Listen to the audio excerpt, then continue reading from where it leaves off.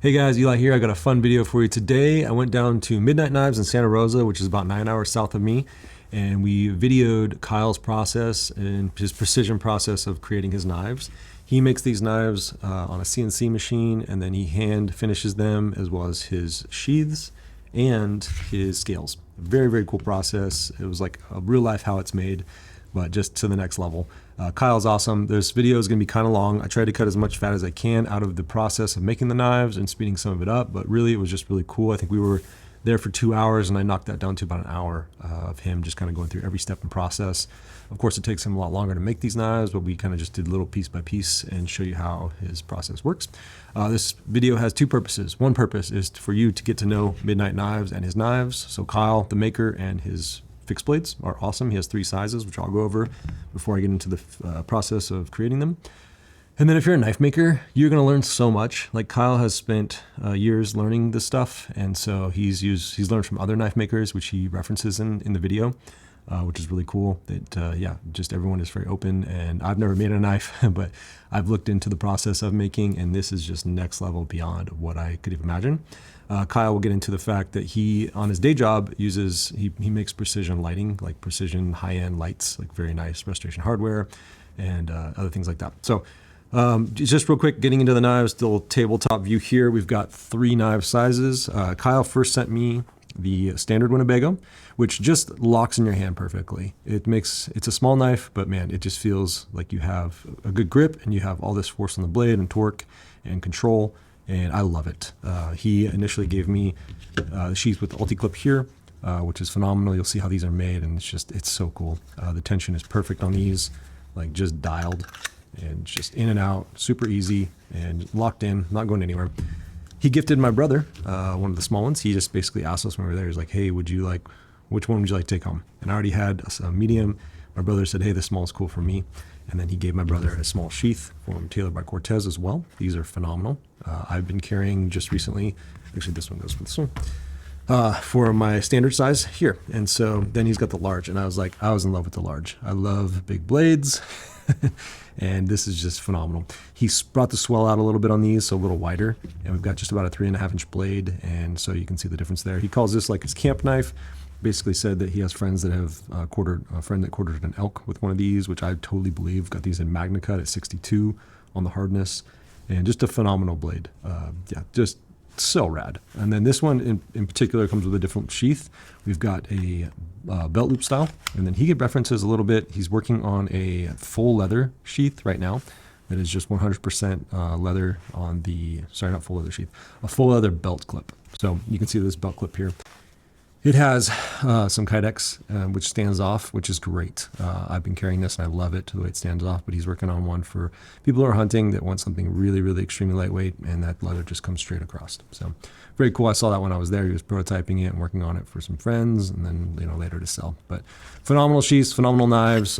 These tailored by Cortez sheaths are really cool as well. We've got, go that way, got the ulti-clip built into it, so just sits right in there perfectly. And I've been carrying this, and it basically disappears in your pocket because it's so deep carry. And then I put a little lanyard, which I just 3D printed one, and on there. So yeah, enjoy this video. If it's too long, I apologize, but I cut as much fat as I could, and I just don't want to like skimp on his process because it's really cool. So thanks for watching, and if you do enjoy this video, please do leave a comment below and just let me know what your thoughts are for future videos. If you like this and you'd like to see more knife makers, I made $0 on this video. I just did it because I thought it was fun. Yeah, that's why I went there, because I was like, this is really cool. And I was talking with him on the phone after he sent me a knife to share on the channel, and I was like, this is just rad. So enjoy it. Catch you later. See ya. Hey guys, I'm here with Kyle. We met at Blade Show in October. And we are now in the 1st of January, 13th in the year. And yeah, Kyle had sent me a knife, and it was super nice of him, and I really enjoyed it. And I was talking to him about your process, which is insane, which we will see. And so he agreed to kind of just show us through the process. We're on our way down to San Luis Obispo to visit our brother, and we figured we'd stop in and just go through it and just show you how cool it is, and just like how much effort he's putting into these knives, his sheaths to just everything that he finishes them off with. Yeah, so we're just going to go through that process today, and then we're just going to kind of sit down and just learn a little bit about Kyle. Perfect. I appreciate you guys getting up so early today and making the trek. Yeah. Good time. All right, let's start with step one. All right. So before I get into computer work, I typically will just sketch, and this is a model, but I would sketch and then I just go straight to cardboard. I went to school for industrial design, so mock-ups are huge, and ergonomics, you just want to go as fast as possible to make sure that it's going to work. And going through all the 3D modeling and everything just takes time. So doing this, I can make 10 of these in the time someone would make a prototype. So I mocked up a ton of these different shapes, and you look at them next to each other, you realize all the different things you need to change and iterations. There's probably 10 iterations before you do the 3D model. And after that stage, I ended up 3D printing a lot of the parts. So I had a resin printer at the time, but you just print up a bunch of handles and make sure they feel good. And this is actually an aluminum prototype, so machined it out, but aluminum is so much easier to work with. I mean, it's a matter of a day's work to set that up versus months for the actual steels. So I was doing a 3D printed handle with the aluminum, and then I started machining the handles and just making sure on the aluminum prototype. But once I got it kind of dialed in, I thought that it was something that I wanted to spend hundreds of hours on. You start in the program and you model up the actual pieces. So this is just the blade itself, and this is the fixturing that I use. It's a Pearson pallet system, and once you get it in there and you have your final design, that's when you start to program all the steps. So there's multiple versions to get to where we got, but these are the final manufacturing steps. And just here, like you can see, this is going to go back and forth that many times just to do the bevel. And if you're profiling the blade, there's this many steps. So each number is actually a tool number, and it's switching back and forth. It's showing the profiling, the contouring, the holes, the weight relief pocket, etc. And you can really nerd out on this. Each tool, you need a certain speed, feed, everything. So there's so many blanks that you go through just to get it to actually work. Yeah. So everyone thinks you just throw it on the pallet and you make 6, but you probably have to make 60 to make 1, and then you get rolling. You can move just right here. I can grab this material. Yeah. So your typical, when you're not mass producing, your typical raw material looks like something like this. This is from Niagara. I'm now buying sheets from them, but this is a typical blank, or something like this. This is 2-inch. And you can get it in a 3 or 4 foot section. Oh, wow. But you either cut it up or you have someone water jet your blank. Water jetting the blank, it saves you some time, but mostly it saves you tooling because these tools are really expensive. So this is typically what you would get. Yeah. This has a lot of extra on the outside, but it allows you to really get the contours and everything without having to mill through the whole stock. And so this is kind of where I'm at. I'm getting a sheet cut of these, and then I'll process them. After your first blank, you would just profile it. So this is without a bevel, kind of how it comes out. You have the jimping, you have all your critical holes reamed and chamfered and ready to go. But really the most time-consuming part of this whole thing is the bevels. And just figuring out, all your processes to make sure they're smooth and consistent. Where mass production, they do a lot more bevel grinding, and that would be very nice, but that's not really how most of us are doing it that have a small machine. So do you have to send off your blanks? You get your blank and then you have to send it off to get it water jet? So actually Niagara offers a service that if you buy a sheet, you send them your file and they will water jet, and they'll even surface grind it for you. Cool, so it cuts down some time for you. Yeah, it takes some time for them to do that, but the surface grinding is really important too, because when you do the flip and you do the other side, you really want to know the thickness and not have to do your offsets on your machine every single time. So that really does help. These are 1/8 of an inch thick. Okay. That's where I like it. I mean, it's beefy enough where it's going to be strong, still slicey, but lightweight, carryable. That's awesome. Yeah. So back to the program. Once you get all of the tooling and everything selected and in the machine, you need to actually physically pick your tool and your holder. These ER32s are the ones that I usually use. they're just nice, strong holders. They're a little bit beefier than something like this ER16, which is great for a drill bit. Yeah. And you know, it takes a lot of back and forth because you can use a huge ball mill or you can use a small one, and your results will vary greatly. Yeah. And how long have you been doing this process? These knives, I've had this machine for like about a year and a half. Okay. Yeah. Wow. So my normal job, I do 3D modeling and design and rendering every day. Yeah. So I have 15 years experience, but running my own machine, I basically just dove off a cliff, you know. Yeah. And I'll figure it out, kind of. Love it. That's great. Yeah, I always say that I went to YouTube University. Yeah. And I think a lot of guys that are like me, similar style knives, they did the same thing, you know. Yep. If you really enjoy something and you have faith in yourself, I think you can just jump in. Yeah, figure it out. Yeah. That's great. These things are finally at a price point. It's not cheap, but it's at a price point that if you want it, you can have it. Mm-hmm. Cars are expensive, houses are expensive, you know, anything you want. This is a similar thing, you know, just invest in it and work your ass off. Yeah.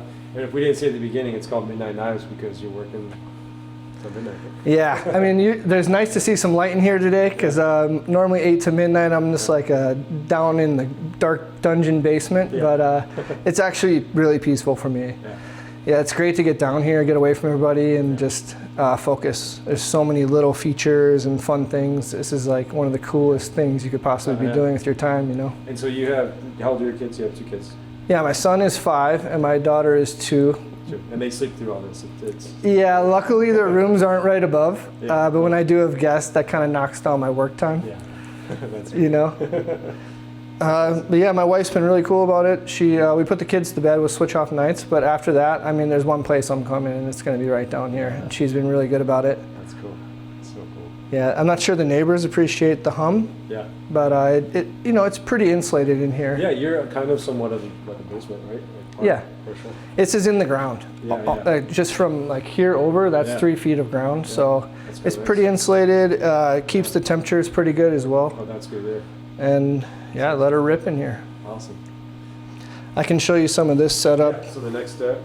Yeah, I'll show you the kind of the blade setup first. This is your typical pallet. If you're doing one knife, you would typically have a vise setup, and you would just you know, mill out one at a time. But this really makes it more efficient. I'm using these pins to locate the flip of the blade, but on the first operation you don't need to. And then I use a clamp, something like this in between the two, and I'll set them all up and let it run. And typically when I run 6 bevels, it could be 5 to 6 hours. It really depends how tight you want it to look. I want a mirror finish if I can get it, because sanding is no fun. Yeah. But regardless, you're going to do hand sanding every time. Yeah. You know, it comes off good, but not perfect. And then your typical handle setup. This is a blank of micarta, but every blank, it comes in a huge sheet or whatever, but this is mostly what people get, 5 by 12 inches. Yeah. This is denim micarta. Yeah, that's cool. This is more of a linen. Yeah. And you can, you know, I don't make the micarta, but you can order it from all these different companies. It's so cool. There's international companies, local. Yeah, I love the camel. It's so cool. Yeah, that's a camel micarta, and it's crazy what that looks like. To begin with, it's actually this. Yeah. Okay. But you can see on the edge a little here. So they've got like a layer of epoxy on the outside. Yeah, there's a lot of layers to it. Yeah. And this is a 1/4 inch. So cool. And what I do is I make a jig for that. That looks something. It looks something like this, which doesn't look like much. But all of these channels allow you to actually mill them all the way to the finish without taking them off. So cool. Instead of tabbing it like you would do if you were making one at a time. Okay. Wow. That's awesome. So, are you generally filling the whole rack when you make it? Yeah. Well, that's the size, 8 by 12 or 5 by 12. Yeah, usually I would like run one size, and I would get it set up. And then all night, just back to back to back to back. I'll run all the material basically. And these probably go quicker, I'm guessing. Yeah. This still was like 45 minutes to run it. Yeah. but then I'll do some handwork to all of them, and then usually use mineral oil or another oil to kind of darken them and really get, this is the light color, it'll come back to almost this. Yeah, okay. Yeah, so this is like a half run, and at this point I'll put the screws in and actually get the pocket out so they don't fall out. I see. Yeah. Yeah. That's cool. That's awesome. We could cut one out, or Yeah, let's go through your whole yeah, let's go. talk it through, and then we'll do some So yeah, B-roll. let's do it. So at that point, Don't mind this yet. yeah, oh, I can pull it further out. At this point, you have a bevel. It's not perfect, like I said, but it is pretty clean. So you can see, I mean, there's some marks and everything, but they're pretty dialed, and the edge thickness is right where I want it. Dang, all the way down to the... Yeah, so basically to a final bevel. And then at this point, I have this machine that's actually for tool and die. I've seen other knife makers use it, so I'm not the first, that's for sure. But it's not a tool made for knife makers. Okay. It just became one, I think, because there's so many people in their garage doing this. But it's a great tool, so it's a vibratory.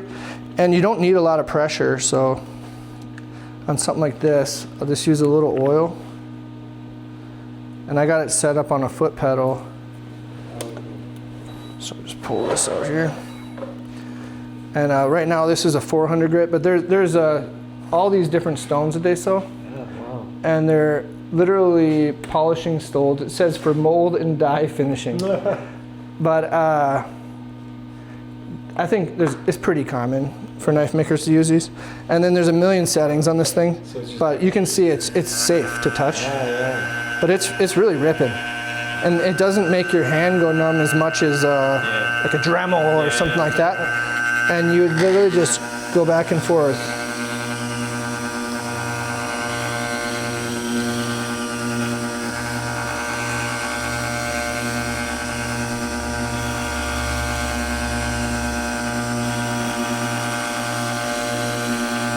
You know, I put on a podcast, come down here, and even on a weekend, I might put 5-6 hours just standing right here, trying to get a batch done. And it really does a good job. So you get this fine thing. If you were to use a Dremel, you'd get deep grooves, and it'd be terrible. Yeah. This really gets you somewhere close, and then you just go through the grits, and it'll come out What do you take? damn near mirror polish. I go to 1200 usually, Cool. but I start at like a 280 to 400, Okay. go up, Yeah. and even at 800, it looks really good. Yeah. And then I'll maybe just touch it with a little sandpaper, clean it up just so it looks kind of glossy. Yeah, see if there's like some really finished ones here. Actually, I don't know. Can you show us a tray of your skills? Sure. Did you get some? Yeah, so these are the minis. I just started 3D printing a bunch of holders because I'm running out of space as usual. Yeah. And I can actually fit about 5 times as many if I change. I'm gonna turn it this way and run them up. But that's the minis. I got some standards right here. Some of these that are in this tray are actually more of the exotic stuff. So people custom order all the time. It doesn't say it on my website, but I make scales of any material. Yeah. This is like Dolly. I don't even know what it's called, to tell you the truth. But the person sent me an image, was like, I want this. I will make it. It doesn't matter. Did pink for a girl a couple weeks ago. Sweet. There's a girl from the University of Oregon that graduated. She was super nice, and I found this color that's just like the duck's color, and awesome. did that for her, engraved it for her graduation. It's like pretty cool. Neat. And so I end up with all these random ones, and these are actually like the best for a blade show Yeah. because you can't get them on the website, you know? Yeah, that's great. And that's why I think the fat carbon and the aluminum are going to be like pretty fun to show. Yeah, this is neat. This one. Yeah, so here's her green. This is the Oregon cool. Oregon Yeah, green. yeah. But you'll see it. So this white is what happens after milling, but once you hit it with the mineral oil, it'll come back. Wow. So I can spray one in there, but so this is the camo, and then once you hit it, it really comes back. That's awesome. So Card is- for reference, this is one with mineral oil and without. Wow, yeah. Same exact material. Big difference. And it stays like this, you know, pretty well with that Yeah. mineral oil. I know people use different stuff. I'm into that because it's natural, and I don't know, it's good. And then I just keep some on rings. So it's kind of fun when people come over. I let them just go through my stuff. Yeah. Yeah, and I plan to do that blade show this year. I'm kind of going to do like a Build-A-Bear. Sweet. Have about 4 or 5 knives out, and then a ton of handles, and just be like, I will make you whatever you want. That's cool. You know, I think that'll be a cool concept. No one's really doing there. And then, so I do heat treat here, but I try to do batches of less than 20. Yeah. And right now I'm trying to ramp up because I'm finally getting a good amount of orders. And where's that? So I have a kiln back there. I have 2 actually, and I pull them out where my motorcycles are, and then I do the quench with the plate quench. I have 2 of these set up, and I'll just be going back and forth for the whole day. Yeah. But I can only get about 20 done in a day, like realistically. Yeah. What is the process of one heat treatment process?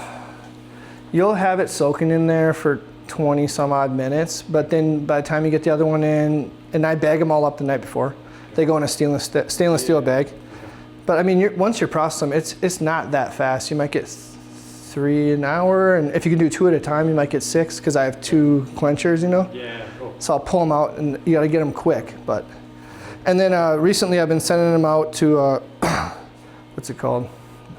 I don't even know. Yeah, we'll put it in right here. Either way, they're a really good heat treater. Yeah. I'll think of it when it's not important. But either way, I sent them about 30, 40 at a time. Okay. And so this is what it looks like when it comes back. It has this like goldish hue to it. That's cool. And these have been heat treated and cryo. Okay. What's cryo? Cryo is a super cold treatment. Basically, right after it's done being heat treated, you'll do the cryo. Okay. Usually before the temper. And that just gives you a couple more hardness points. So say you're going to be at 62, which is where I like them. Yeah. You might get to 63 or 62 and a half. I mean, it's personal preference. Mm-hmm. I think customers like the high number. Yeah. I think from testing that 62 is perfect, but if you want 63, 63 and a half, I mean, that's... I doubt most of us have used our knives enough to know. Yeah. We just see it on YouTube, we're like, oh, that's what we want. Yeah, the only reason I would know is because I've been testing them, but I think personally you're not going to be able to tell a point. You might tell between a 60 and a 65, but I mean, come on. Yeah. Yeah. So they come out like this, and my next process is to throw them in the vapor hone. I don't know if we can get a shot of it, but so this is similar to a sandblasting cabinet, except for I only put glass bead in it, so it's more of a polisher. And it has a recirculating water system, so the water is going down into that, filtering whatever stuff makes it past, and then coming back up into it. But the real difference is it doesn't look like a sandblaster on the inside. It has this giant nozzle that shoots out like a slurry. So it's water and glass bead mixed with air pressure. Yeah. It's much softer on the knives, and it doesn't pit them. What it does is it actually smooths it out and makes it like a harder surface. Yeah. And what I like about it is it makes my surface, my finish really consistent. Okay. So I'll get exactly the same thing all over the whole thing before I do my tumble. Okay. And when it comes out, I mean, it's is it just pretty visible for you when you're doing it, or do you just cover a blanket area? Is like, are you? Oh yeah. I mean, just because I don't think you're gonna run the whole video in one clip. Yeah. So here we go. You just turn it on. Yeah. And people do different air pressures. You can turn it down to like 5 psi and really polish it. I can spray this off. You can, and so that has a window blast right when you hit the foot pedal. Yeah. It'll come on. Oh, okay, and clean it. Yeah. That's cool. So there you go. And it'll really hog it out. But it's not coming. It's not like hard. It doesn't hurt my hand. It's a really soft process in comparison. Like it's just loud.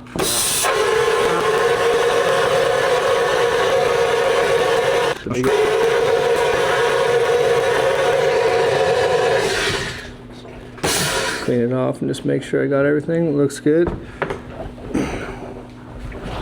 And then I just hit them with a little air from my machine.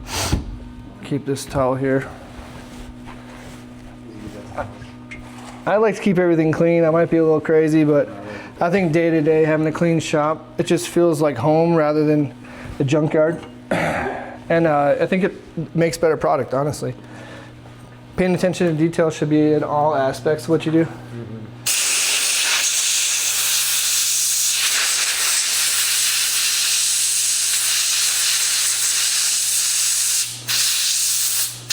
And you can see now that bevel versus what I showed earlier. Yeah. I mean, it's damn near like ground. Wow. It's perfectly smooth. There's no flaws to it. At first, I mean, I made a lot of knives and they had little imperfections, but over the last year, I've really just started buying more equipment and doing more process and just spending so much time trying to get it to this point. Yeah. I want it to look like a factory knife. What would you say the spread was when you were spraying? About an inch? Yeah, the further you move back, it could probably do 4 inches, but Oh, I try to get it a little closer because Yeah. I turn down the PSI so it's not so harsh. Okay. But you can really blast some parts. I really do my motorcycle parts on there too. Cool. That's awesome. So yeah, from that point, I'll throw it in the tumbler. I usually grab 5. I just use a cheap Harbor Freight tumbler. I would love to buy a new one, honestly, but they're pretty pricey. So let's go in there and I'll show you that. Cool.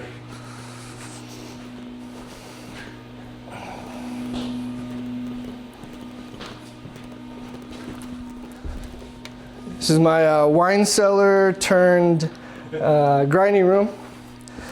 You make do, but actually this is really great to have because the tumbler itself is extremely loud, and this is underground, this whole room, and it really isolates it. You can't hear it in the rest of the house. This thing will break your eardrums, for real. It is bad. Now So you have to pick. How do you choose what to put in? so actually I've used a lot of different things. So my first set here was just Harbor Freight mixture basically. Yeah. And I tried all big, all small, and then this mixture was actually really good. Yeah. But I've moved on to this ceramic pebble that I like a lot more. Yeah. It's from, this ceramic material here in the tumbler is on the softer side from your typical like Harbor Freight or whatever. It is a ceramic, but it's not very abrasive. I prefer a longer tumble time because it doesn't ruin the tip of your knife. Some people machine an extra little bulge here so that it doesn't break up the tip, but I really want to keep that. So a longer time doesn't bother me any. I mean, you don't have to do anything and get the outcome you want. So let's turn it on.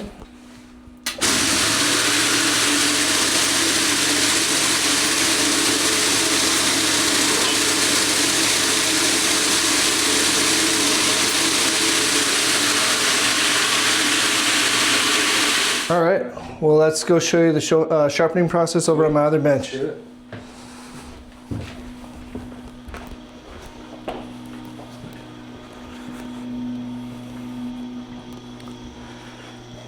This is the Tormek. This is the T4. It's the little smaller version. For me, I've been putting in work on it, and it's plenty. I really like it because it has 2 abrasions. You can start with the more coarse and then go to fine. And it also has the leather strop on it. And what's the speed it's going at now? I don't know the RPMs, but we're talking slow. Yeah, that's I mean, it's really slow. That's what you're gonna run it at. That's awesome. Yeah, so there's only 1 speed on it, and it's just pretty good. But you just dress it up with this stone. I've already done it, but Yeah, so folks that haven't seen this, the benefits are it's gonna not heat up. yeah, the water cooled is huge. And then I just think being able to change the abrasion is great. I have a diamond wheel here too, which is faster, but for someone at home that wants to sharpen the knives, I mean, this is... And these rough aren't outrageous. They're like 7, just like 15. Yeah, I mean, I think you could get one for 5 something if you get the blue package or whatever. I mean, it's a reasonable-ish thing. And then I have a jig that I set up. I already set this knife up. I just put a little purple painter tape just to keep it nice after the tumble. I don't want to ruin my 5 hours of effort there. And then most people do it from the back side. I don't know anybody else that does it backwards like this, but this is how I like it. I like to be able to see it. So we call it leading edge, right? Yeah, so we're gonna go, I like to look at it personally.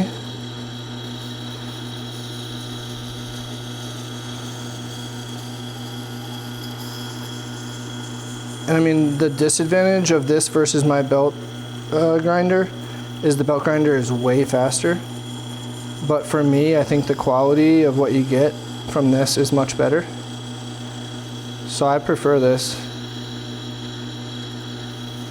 And rather than twist the whole thing, you kind of do a pullback motion and you get the tip. And the same thing with the choil, you kind of got to push down.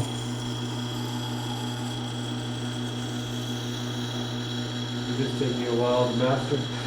I would say I'm still mastering it, but I've done hundreds of knives on this. Same wheel. And you know, as you do it, the lines come out a lot smoother.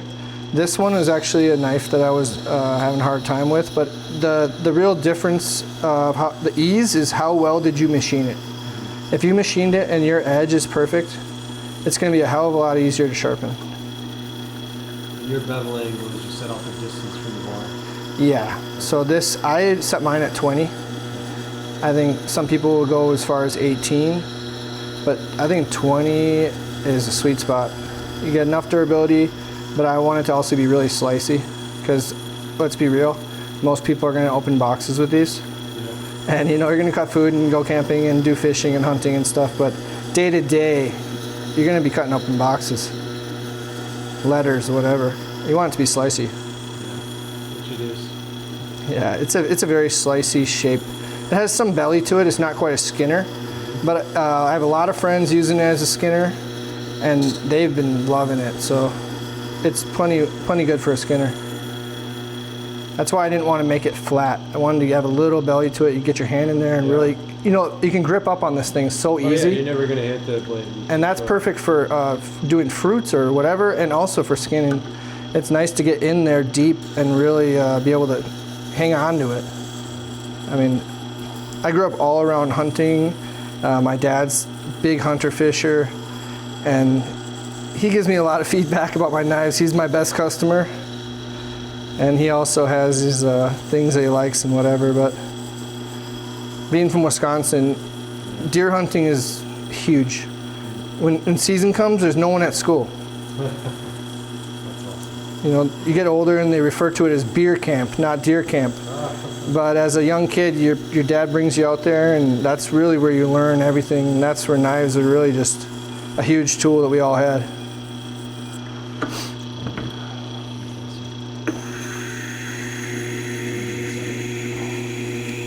So now this is bringing it up to a 1200. Okay. The first one was what grit? I believe it's around 600. It could be 4, but I believe it's 6. It's still a pretty fine grit, but it has some tooth to it. It'll cut. And the MagnaCut is one of those things that takes a long time. I've cut softer steels, and it really just eats it up. This MagnaCut, it's hard. I mean, these are 62.5.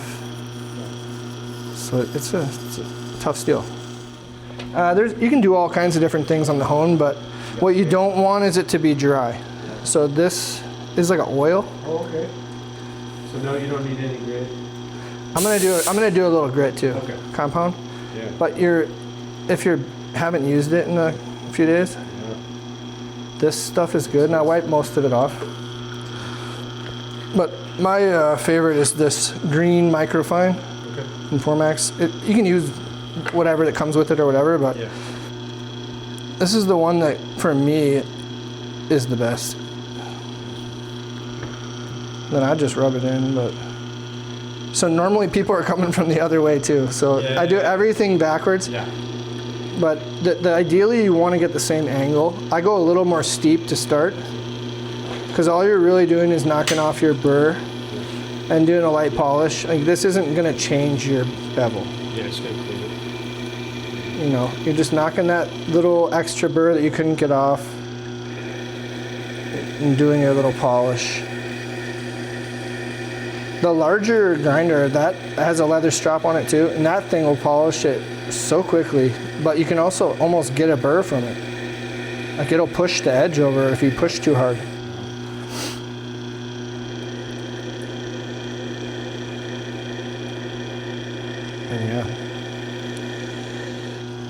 And then I would normally just give it a little test on the paper, and if I have to, go back to the wheel, but usually you might have to go back and forth a little bit to get it right, but I mean, it'll be a sharp edge for sure. That's awesome. It's great. Such a cool system. And then lastly, a little laser action. So if I could, I'd just bring you 4 feet to the right, and we'll show it to you. It's gonna be a little on the loud side because I filter it. The stuff that comes off here or whatever is pretty bad for you. Okay. I did it in the house. Yeah. Not advised. Yeah. I'm sure your wife told you it's a bad idea. Yeah, I cut a few of them, and then I was like, off limits. All right, let me grab this. So I machined this jig here. It's just like the jigs I make the knife on, but it's specific for this tool. And the reason why it's important is I can find my location, and then the laser will always be in the same spot, rather than trying to move it around, which I've seen a lot of people, at least on Instagram and YouTube, moving around doing their thing. I want to make this as like factory as possible.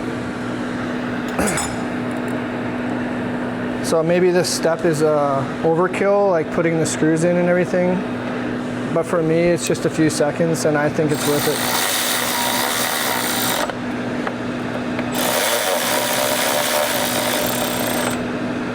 So this is the logo side.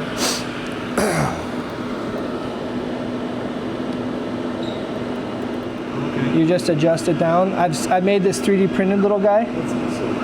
And that'll tell you basically where the focus is perfect, which took a ton of trial and error. I can show you some of these sample chips.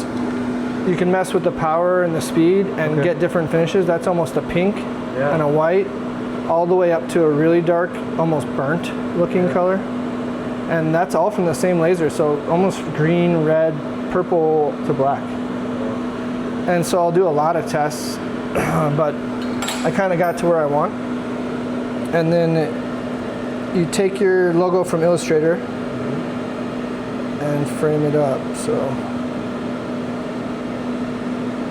it kind of frames it like that. I know it's in the right spot, so I'm not too worried about it going wrong. But you'll see it goes so fast. It's gonna just do the passes in no time.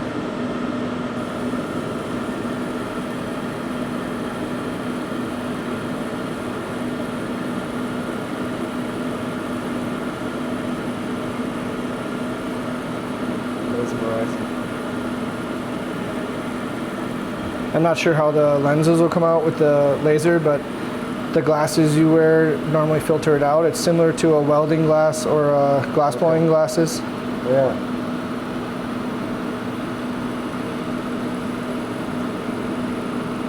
So that's 2 passes on that one, kind of in a hatch. And then there you go. That's awesome. So let's flip it, and I will show you the other side. I just throw a little MagnaCut USA. Usually when I have like a bunch of knives going, I'll just set it up for both ways. Okay. And do 2 at a time, basically. Yeah.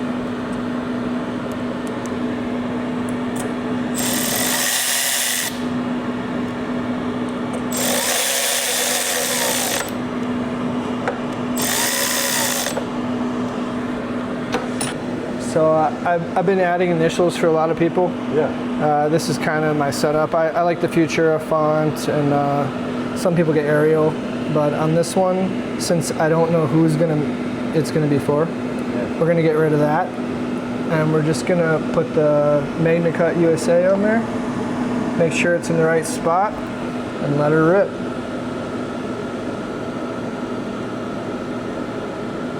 I can show you the difference too.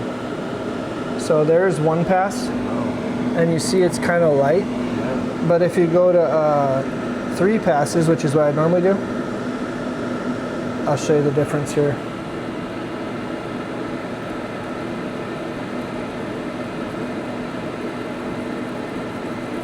So this is a fiber laser. It's really good for steels, but it's not so good. You can't really do leather or plastic or anything, but it's really best for this kind of steel. Let me get rid of that laser here. And yeah, take it out of there.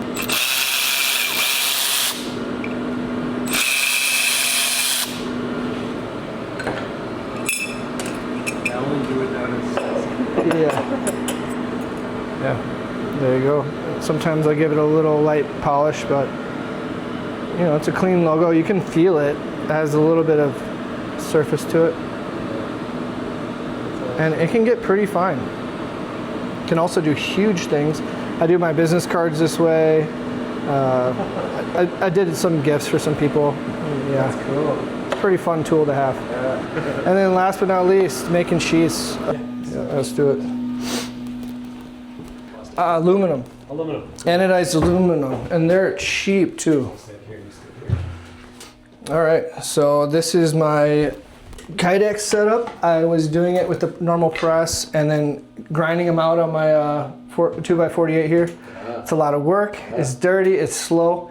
It'd probably take 30 plus minutes to do one. They had great retention. I thought they looked good, but this is on a whole nother level. So since I'm 3D modeling everything and CNCing anyways, you take this material, HDPE, which is literally cutting board, and you're machining out the knife plus a little extra section for the retention, and then an air channel with tiny holes.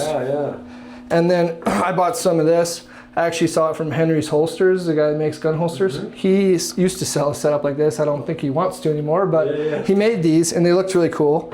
And then I made my own little table here. So I got a vacuum pump, just basic as could be. You know, some feet, whatever. And what this makes it, usually on traditional vacuum forming, you would have a membrane and you would close it down over it, right? That's like what everybody does. But that membrane wears out. And it's also just a little wonky, like it'll get floppy and weird. You don't even need it, which is amazing. So this is my 3 sizes. The big one's got this, but these correspond to my pallets. So I'll be able to go right to my pallet.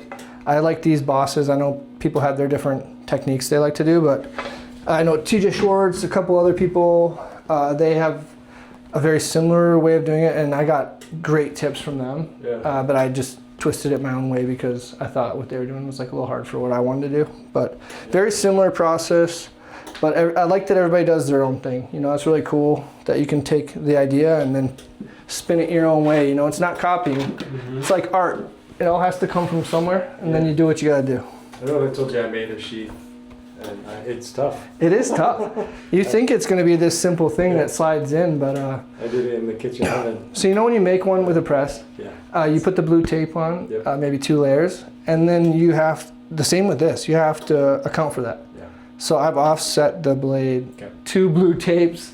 So like you figure out the blue tape, you offset it, and then I made the tip like a little less than 2, so it has more of a grip. That's awesome. So yeah, I'm using this cheap t-shirt press. On this? Yeah, I'm a little hotter than I think most, but I'm at 350. And I just throw it in the parchment paper. You know, my wife's out of it in the kitchen right now. No, I'm the only one cooking up there anyways, but so people do it as little as like 40 seconds.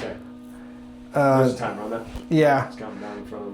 It's gonna be 2 minutes, so we could probably cut, but either way, 40 seconds to me, it's like it's not floppy enough. I've tried up to 3 minutes and then it's just gross. It starts to get like a saggy skin almost. I've done that. I tried to make a thumb ramp and I just destroyed it. Yeah, it'll get like floppy and you get all these like, waves in it. It doesn't look so good. And yeah, to explain it, this piece of material and they come pre-cut.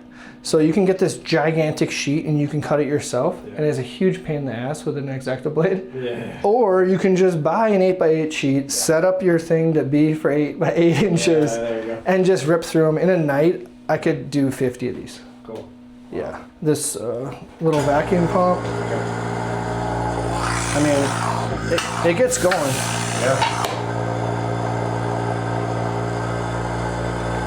It seals pretty good right there. Huh? Seals so good, especially with the machine surface. All right, let's get to it. Comes out nice and floppy. And then you just put your thing around it. And we're gold. I like to press into the retention areas and my little bosses just to make sure. And then I just hit it with this.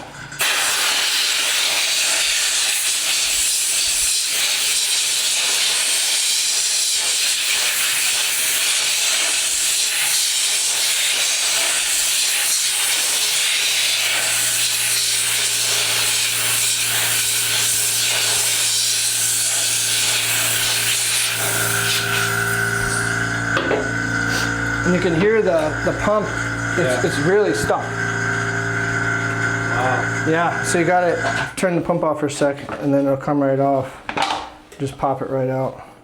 For your wine cellar? Yeah, but then I was using, I had a glass blowing studio in San Francisco. Oh, no way. Yeah, and I was making all these light fixture parts and like it's a scientific glass setup, so I had a whole lathe and everything. Yeah. And my studio, that was from my studio, and I kind of just makeshifted in here, which is perfect. That's great. Had to drill through the whole house, but That's neat. yeah. So let's just grab this one and let's run over to the machine, and I'll show you. It's pretty cool when it mills it out. So at this point, I'm going to move it to the Pearson pallet system and just mill it out. I need to remove what we were doing before. This is your setup for that one.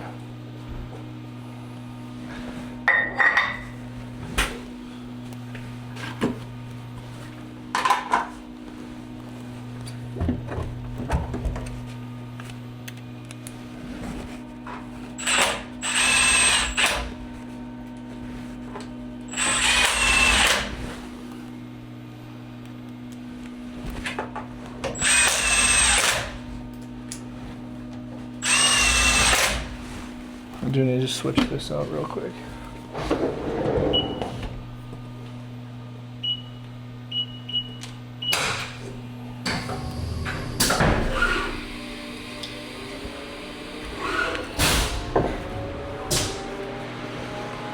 All right, I'm gonna change tools here. This one tool is specific for Kydex, so you can basically do everything with one tool. There's no drilling involved.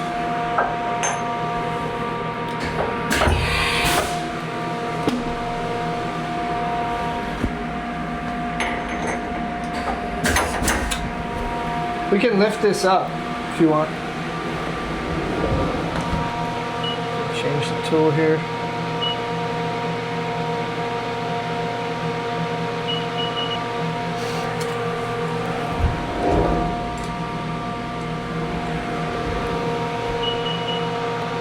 And then this is going to probe the tool just to make sure the length and the diameter are what I said it was. So it's going to come over. I got a tool set over here. It's going to come down. First, just going to check the length.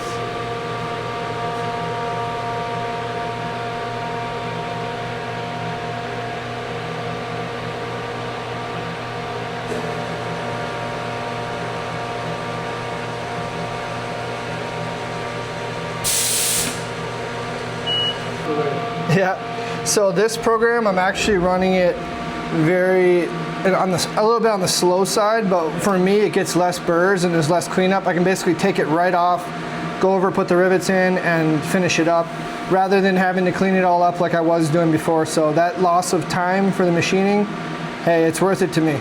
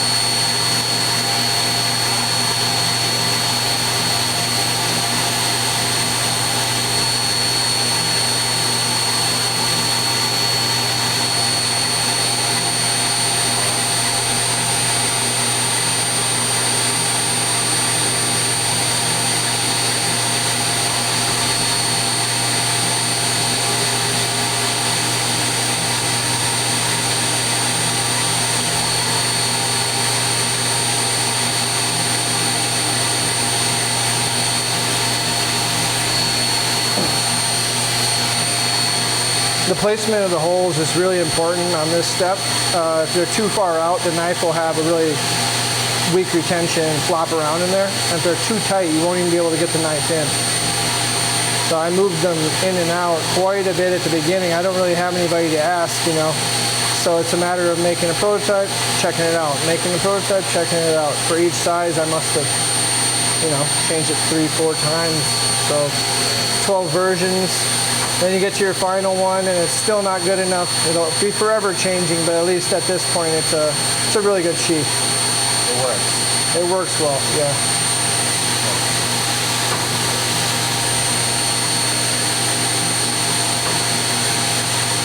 I think that's one of the joys of this. Nothing's perfect, ever. So it's not going to get boring, you know. You can always improve your processes. You can always tweak this or that, run faster, whatever. Yeah. Very, very cool. There's just so much detail you can do.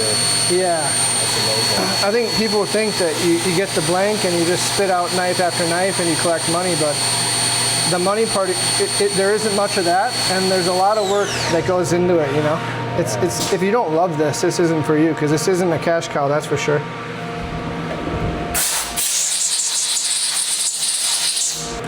And then I throw these guys in. They fall apart. Yeah. Yeah, that's cool. I want to hear about that. So you could actually just put 2 in. I don't know. The extra one for me, peace of mind. Some people use magnets. I tried. I think that the magnets and machining to me doesn't mix because metal attracts to it, and it's also just kind of annoying because they'll come off. But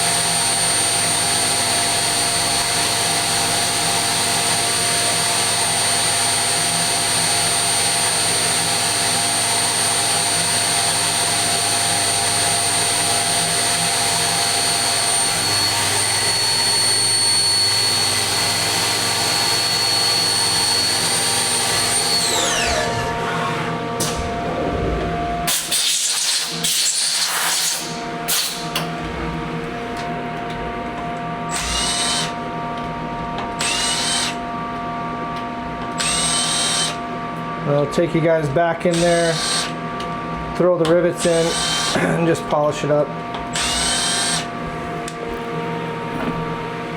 But from here, I mean, it's a pretty clean little piece. There's very minimal burr. I mean, some would say it's a perfect edge. Seriously. But you don't want a sharp area here, so I buff that up before I do the rivets. If you were on your belt, it would have been. Yeah, you wouldn't believe the amount of stuff in your hair, and I take a shower every night after I was done working, and you'd go to bed and with it just full still.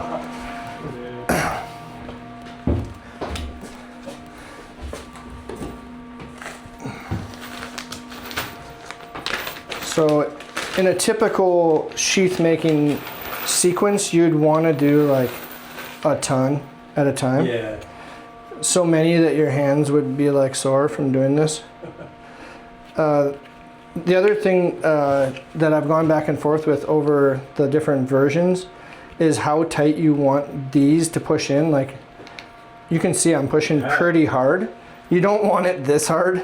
Ideally, you'd move it like another thou out so you can push it in, but you don't want it loose because you're going to turn upside down on that little press and they'll all fall out. And that is a nightmare. I'd rather have them tight than loose and falling out.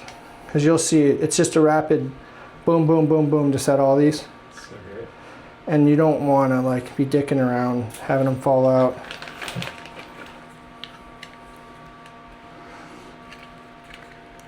It's also open to discussion, but I put a lot of these on there so that most everyone's system will work. Oh yeah, I appreciate that for sure. And the spacing from between European systems and US actually is different.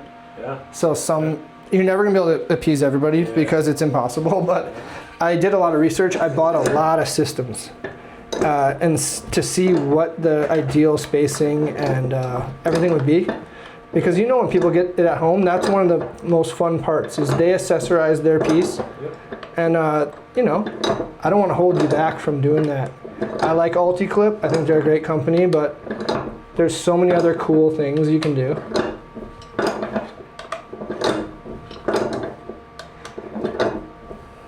All right. And then I have these little specific wheels that are actually for Kydex. This one's a little bit softer. That one's almost ground to death, but that one's the one that I really like. So then,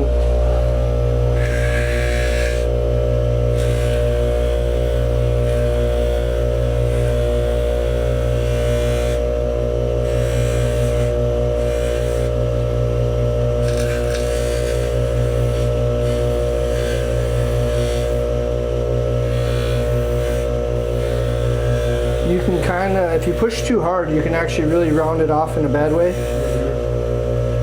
But you can kind of see it change color. And it'll be like this dull color, but there's a little trick that I learned from Walker Knives. Do you know that guy? I do. He makes some really cool guide knives for river guides, like kayak, whitewater rafting, whatever. He's up in the East Coast. I think he's in Maine. But yeah, I was like, how do you get it back? Like that dull, I don't like that dull edge, which I think some people actually do like. And so I hit him up, and he was the one actually to help me out with the wheels too. But give it a quick little blow. And then his trick is just to take a microfiber and load it up with straight up 99 or 100% pure acetone. This gives a little bit of a melt. Huh? This actually melts it. Yeah, it's so aggressive that you barely rub it on there, and the shine comes right back. I was like, what a cool trick. You know, that's the joy of the knife industry. Everyone that I've met, that I deal with, they've just been amazing. They tell me anything you ask. Yeah. Many other industries I've been in and worked in, they're gatekeepers. They don't want you to know because they don't want you to take their business. And I feel like knife makers are the exact opposite. Yeah. It's such a difficult process. Everyone is just giving up everything, and it's still hard. Yeah, I think, yeah. I think that's it. It's very similar to the photography industry where people are like, there's only one Kyle. He's only going to do it one way. And there you go, you know. And off and on, I've been adding a little extra little bit for people that want it really, really tight. Yeah. My dad wants that. I think he wants to jump off something and like do a tumble or something. I'm not sure, but yeah, for me, this is good, you know.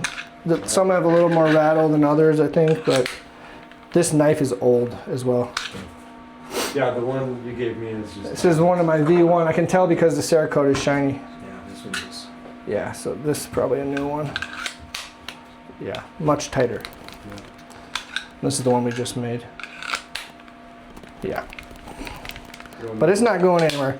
And then the little thumb ramp, I mean, I've had a swoop, I've had a flat, I tried so many different things. But yeah, each model will keep getting better, and I think the form of it, you know, in the end, this is all kind of like an art and sculpture thing, and I really like the form. No, that's great. I love it. Also, I offer the leather sheaths made by Taylor by Cortez. These are offered by Taylor by Cortez. These are amazing. He does a really good job. The construction is beautiful, and I think, you know, they really hold them in there firm, but it's easy to get out of your pocket. This is my day-to-day sheath for sure. I'd recommend getting one of these, definitely. Have to make sure you guys get these. I like to have multiple different options for day to day. Exactly. 2 to 3 sheaths. And then I was, yeah. Oh, the only other thing is the handles. I could run the end of that handle so you can at least get a clip. Turns in here, Sweet. but that keeps your chop back clean as hell. That's cool. Yeah, and then that has a HEPA. Saving money on filters. Yeah, never buy a filter ever. Yeah.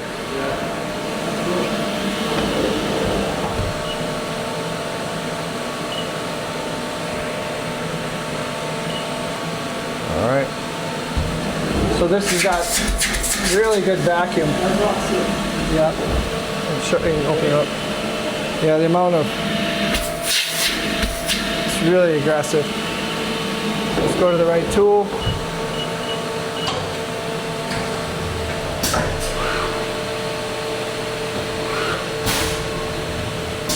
And I've tried this dry as well as wet.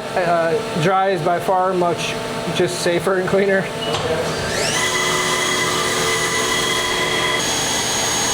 You can see in a normal, without the vacuum, you would have a pile of micarta. Like literally, you wouldn't be able to see the handle. Really? It would just be a mountain of this weird soft fluff. It looks like cotton, or I don't know how to explain it. It's a very fine dust. It's cutting a lot, yeah. Very neat.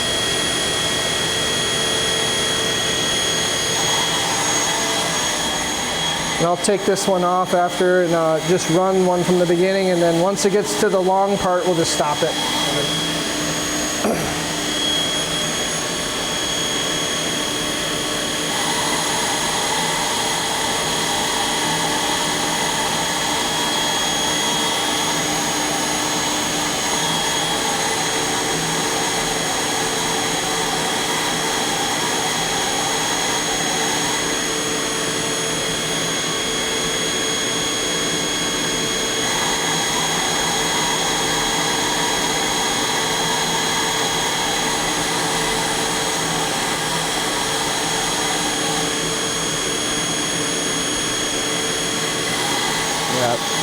This is going to be a lot of the same for a minute. Yeah. Looks pretty good though. Get more angles.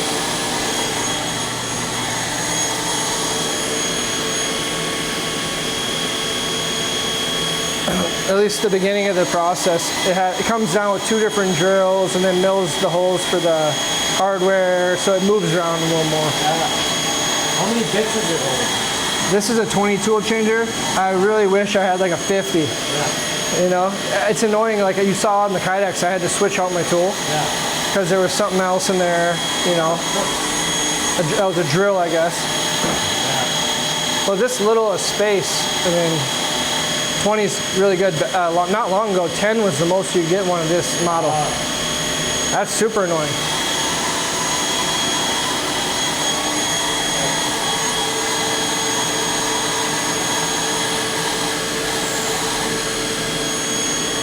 Actually, I could set this up.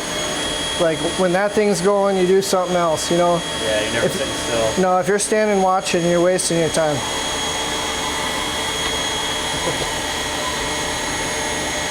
Even though you might want it. Yeah. At first, you're like just scared the thing's gonna blow up. Like, is this tool gonna run into that? And it is nerve-wracking. You crash it and it's a big deal.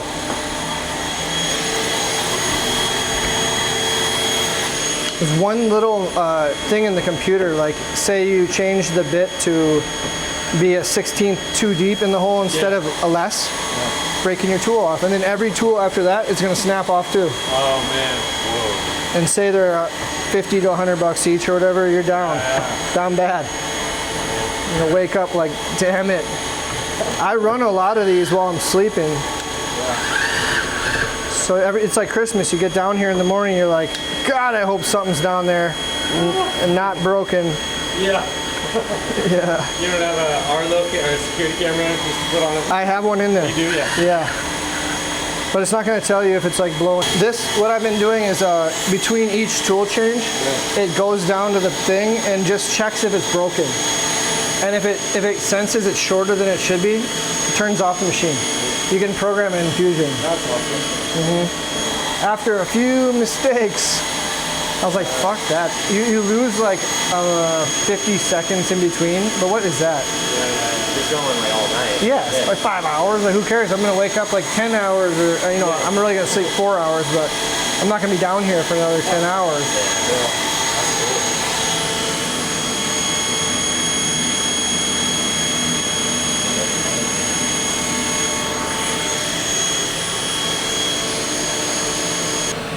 That's good. Here it is.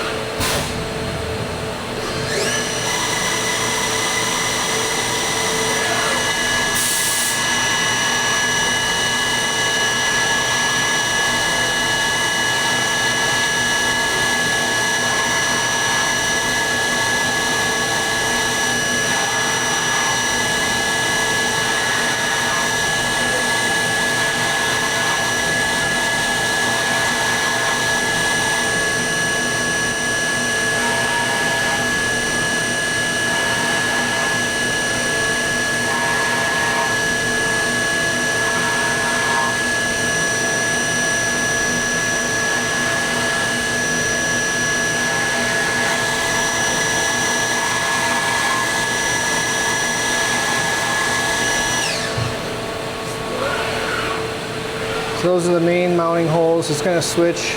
This is the tool check I'm talking about. So more likely than not, I'm not watching the machine, as I've made a bunch of these. So the tool check just ensures that nothing's broken. It's not gonna check the diameter. It's just gonna check that it's not broken, and then it'll switch tools.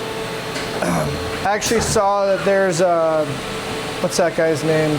Saunders Machine Works. He's a big YouTube guy, but he has like a macro program to speed up that tool check so you don't have to wait so long.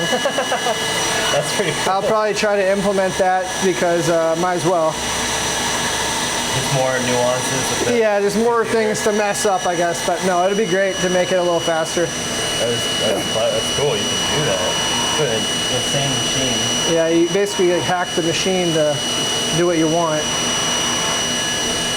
Yeah, it doesn't know what it's doing. Yeah, it's only going to do what you say. So if you program it wrong, you're in big trouble. And, when I first got it, I wired it up, whatever, and I turned it on, and I was like, what the hell? I didn't know how to get through any of the screens or anything. I literally had never used this newer Haas thing ever. Never even turned one on. And I knew the gist of it, and I knew the programming and the machine, like the 3D modeling really well, because my job, but I was never the one standing at the machine. And I just took a big risk, just jumping in and I'm just gonna buy this thing, it shows up, my wife's like, are you sure? You know, how much did that cost? Are you sure? Yeah, so you see how much is piling up? It would be like a mound if that vacuum wasn't there. Like you wouldn't be able to see the whole sheet.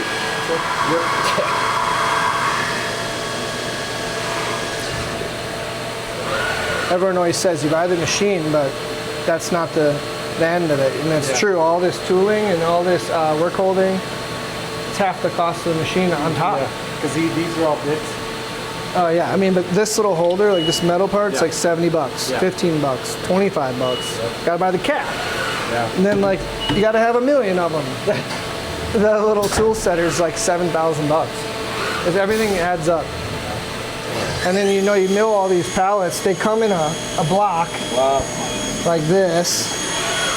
So this is a blank. Yeah. This is the small one. So this is like the one I was doing the Kydex on. Yep. But I mean, you order these and then you gotta mill them into what you want. Hope you did it right. Yeah, you wouldn't believe how many of these have hit the garbage. Oh, man. And you're just like, oh dude, my wallet. Yeah. Yeah. But at least they make them. It's so much better having a 0 point where there's no probing. You just pop them on. Like before, you'd have to probe the corner, the height, the XY, everything. Basic mineral oil, like food grade. And then you just let it soak in, but you can literally do it right away. I mean, just blot it. And it'll dry up a hair, but that color is gonna stay for a very long time.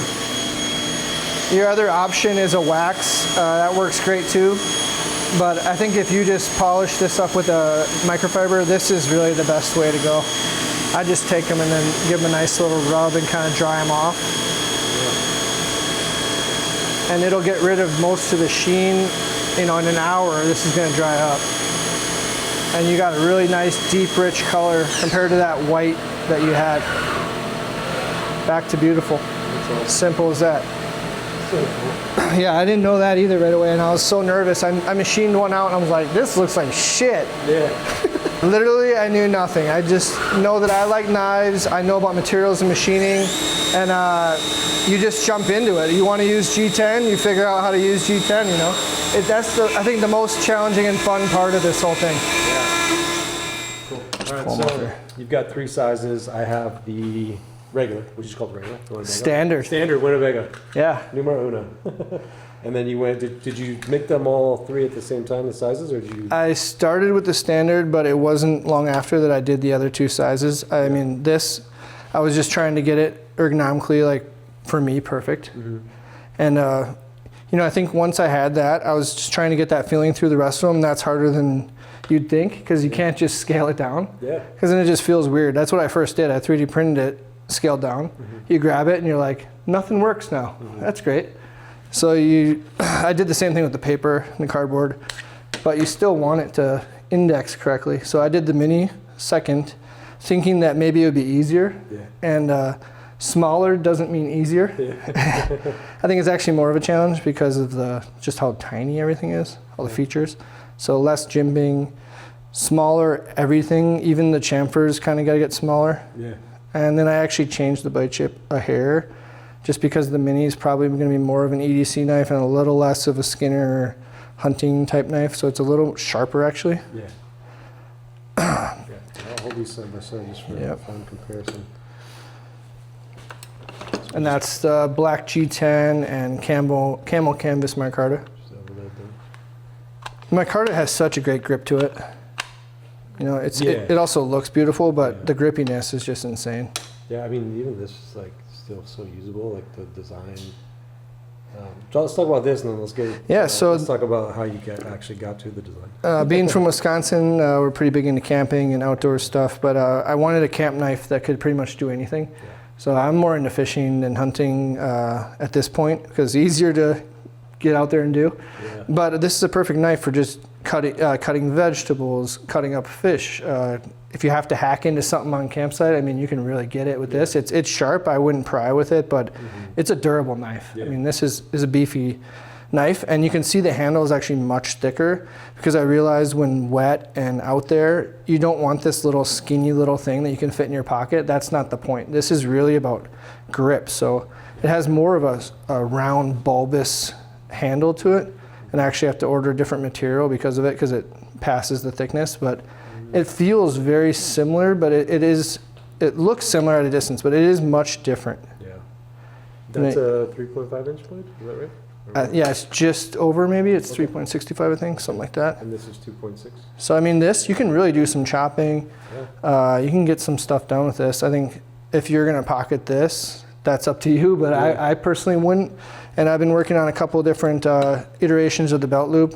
This is the latest prototype by tailored by Cortez, but it's just a laser cut leather. It's gonna weigh damn near nothing. It's gonna be low profile in your bag, and when you wanna throw it on, it'll just be right tight up on you. It sits really well, and I think this is gonna be the real solution moving forward for lightweight, you know, awesome. backpack carry, but still have the ability to do this if you want. Yeah, that's really cool. You know, of course, you could take it off, do whatever you want. Yeah, you got options. But yeah, I think moving forward, now that I have the models and I'm, you know, starting to sell these and they're out there, I think playing with different materials has been something that I'm really trying to focus on and kind of just elevate the art of it. Yeah. And then another thing we haven't seen yet is you do offer Cerakoting, right? Yeah, so I'm working with the local Cerakote right now to see if I can do kind of more of a bulk thing so I don't have to do one at a time. Yeah. And it's a guy that mostly does ARs and different guns, Okay. but he does a lot of cool finishes, bronzes and camos and stuff. So I think rather than me doing it, I'm gonna try to get him on board. And for Blade Show, I should have quite a few cool ones, you know, unique ones to offer, kind of prototype ones. Yeah, that's awesome. Yeah, now that for a camp knife, that's also great. You know, Cerakote is okay for food, but it's not really recommended. I personally wouldn't do it. Would you say it's more aesthetic? Yeah, I mean, it's durable, it's good. You can still do a ton with it, but I wouldn't go cutting up steaks with it every day, you know. Yeah. It's not really what it's for. Yep. Awesome. And then you got something else sitting out here. Yeah, so Going here. the secret sauce, the last 9-10 months or so, I've been really focused on this folder. What really got me into this whole thing was actually a knife of my father's. It is this janky, made in Pakistan Bali song. As a kid, I always liked this thing, but you can see how rough and crude it is. But honestly, it got me so excited as like a 6-year-old. Yeah. You wouldn't believe. Oh, yeah. And so since then, I've always been someone to carry a pocket knife. Everyone that knows me knows I always have a knife, whether it be a fixed blade or pocket knife. But as you saw, I have a little collection up there. And How old were you when you got your first pocket knife? Do you remember? I had a Swiss Army knife probably in kindergarten. Yeah. And it had my initials on it. I remember it had a little tweezers, and that was just next level. Yeah. You know, the little scissors and tweezers. Yeah. But yeah, my parents got me that, and I wish I wouldn't have lost it. But that has such nostalgic vibe to it. And this thing right here, this is a gem. Yeah. But yeah, I've been working on this button lock folder. I wanted the look to be kind of similar to my knife, the Winnebago. So here's the profile. It has a rear end that kind of looks like it. I tried to do that modified sheep's foot kind of drop point-ish blade. And for me, button locks, I just always love them. I know frame locks are super popular right now, but button locks have the ability to go auto, and that's something that I'm really interested in as well. Yeah. Machining the pocket clips, I'm going to do full titanium. Everything, the hardware is titanium. The button lock's actually 440C, I believe. You don't want to use titanium there, but MagnaCut. Like my other knives, and I was trying to do some hidden hardware. Normally on a show side, you would want to have like no hardware if possible, or as little as possible. But the reason why I did this is that I really want to play with materials, so it's a lot easier to do another material if you have no threaded holes in that material, so I can use basically anything I want. Yeah. This is the fat carbon. I don't know the names of them, but I've been playing with them. So cool. Kind of a hammered, more tactical looking situation. This is something that I do on some of the hardware we sell for kitchen and home, and I wanted to bring it over. It sells really well, the drawers and knobs, drawer pulls and knobs.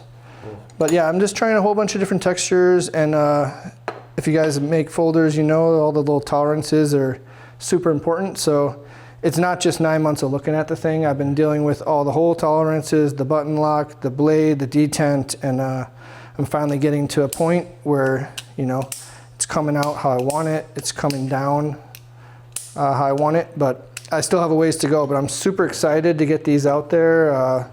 My first run at the full titanium, so. Stay tuned, follow them on Instagram. Yeah. So, yeah, backtrack a little bit. So this is 8 to midnight. What's your 9 to 5? I'm an industrial designer, so I primarily, for the last 15 years, I've been focused on home goods. So I design light fixtures, tables, drawer pulls, knobs, drapery hardware, lanterns, the whole gamut of home.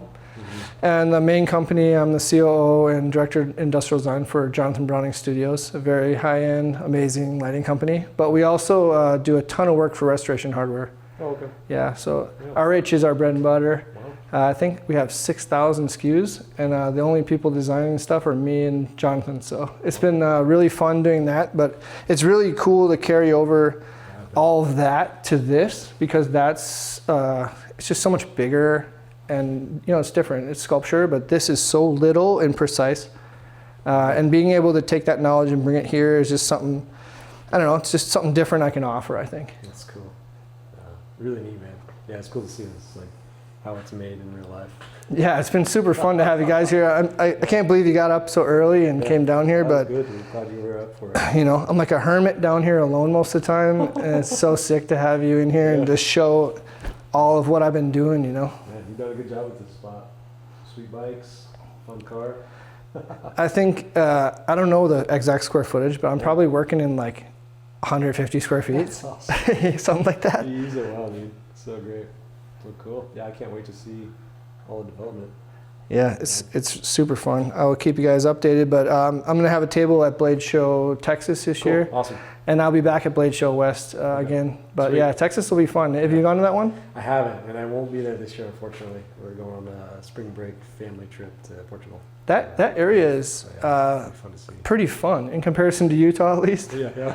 Yeah, and the lines are wild out there. The people that line up, Sweet. yeah. Yeah. But yeah, you got to make it down there for one of Bigger those. population, I bet. Yeah, Salt Lake was fun. Something about everything's bigger in Texas. Yeah. Well, they like knives. Yeah, I bet. Yeah. But yeah, I'm sure Portugal will probably beat Blade Show, but When I'm are excited. That's the 20 and 21st of March. Yeah, I think we fly out the 19th or something like that. So yeah, the weekend right after that. Yeah, Awesome, dude. it's a really fun show. I like that one. I think that one's the best one, honestly. Just the right size. Yeah, and then you kind of said you had some plans for that show, right? A little bit. Yeah, I mean, we'll see what I See the can. booth. Yeah, we'll see what I can get done here. But yeah, I'm gonna have some real unique stuff, different things I don't offer on my website for sure. Cool. Awesome. Sweet, dude. Thanks Thank for you having so us. much. I Yeah, appreciate it. it's awesome. Appreciate you guys. Yeah. It's cool. Cut.